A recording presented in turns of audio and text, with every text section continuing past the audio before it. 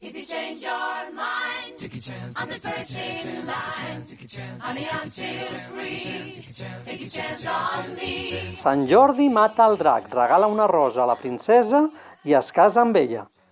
Tanmateix, ja us dic jo que un Sant Jordi mal girbat, mal fotut, lleig, no es casa mai amb la princesa.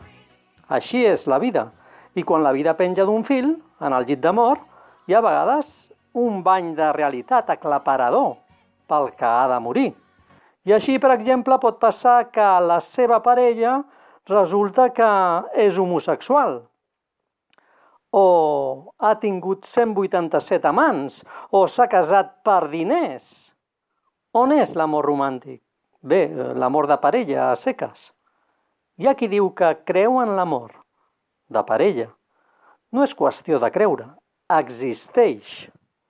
Però com diu el cantautor, l'amor es troba abans si es busca.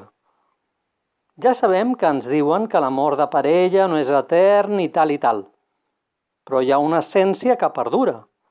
El problema és que els ideals, en aquestes qüestions, tenen més força que la raó, i així hi ha molts que es tiren a una piscina buida. Però una piscina amb purpurina, llumetes de colors i serpentines. Sense amor de parella emmalaltim.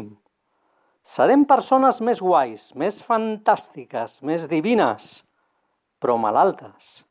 Però com som lliures, qui vulgui viure malalt pot fer-ho. Té motius de sobres.